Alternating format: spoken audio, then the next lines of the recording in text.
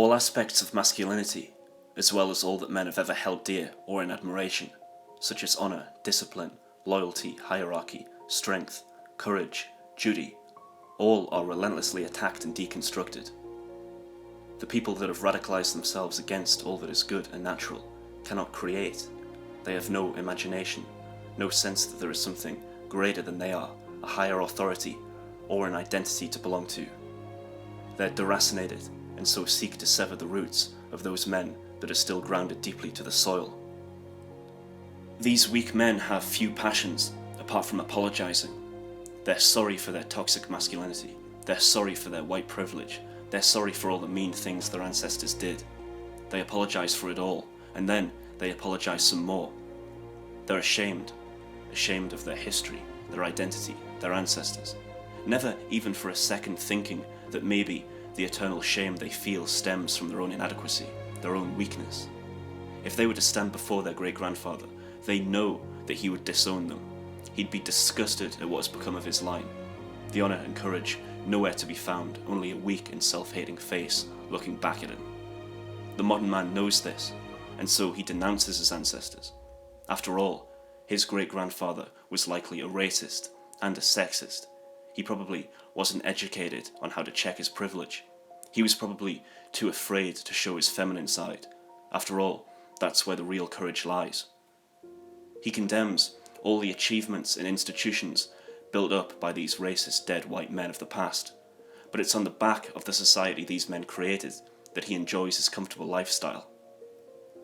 Citizens of nowhere, so quick to pledge allegiance to rootless flags and rootless symbols, condemning national and tribal pride as backwards and outdated, yet always taking the side of every group that marches as a collective against us, so quick to take the side of every group apart from his own. Relying upon comfort, his trendy clothes, the latest reality TV show, the very idea of being on his own, having to fend for himself, terrifies him beyond comprehension. He relies on better men to provide for him, to defend him, to assist him if he's ever in trouble, yet truly believes that he's better than them all, being so enlightened and civilized as he is.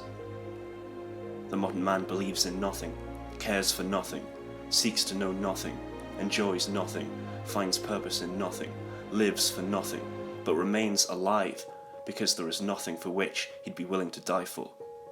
Always wanting more democracy, more handouts, more justice, more fairness, more equality.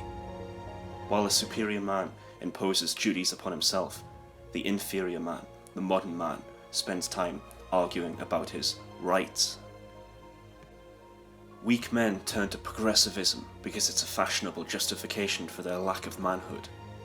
They cannot compete with better men, so preach equality so as to deny their inferiority. In the past, no man would have had a choice but to accept the responsibility that manhood demands. If he refused to work or fight, he'd be crushed by other men that embrace their instincts. If he refused to help his tribe in preparing for winter or defending the group, specifically the women and children, from outsiders, he'd be crushed by his own people for cowardice. However, now, there isn't just a refusal by so many men to embrace these instincts and stand up for their people, nation and traditions, but a desire to actively join forces with their enemies in the hope of winning favour, an advantage that will never come. These men can argue about their rights and equality as much as they want.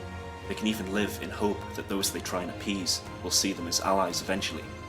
But when a civilization is no longer respected or defended, when its men are too obsessed with fanciful beliefs and fairy tales of how the world works, too hung up on comfort and approval, then stronger men, the barbarians from outside the city walls, will move in.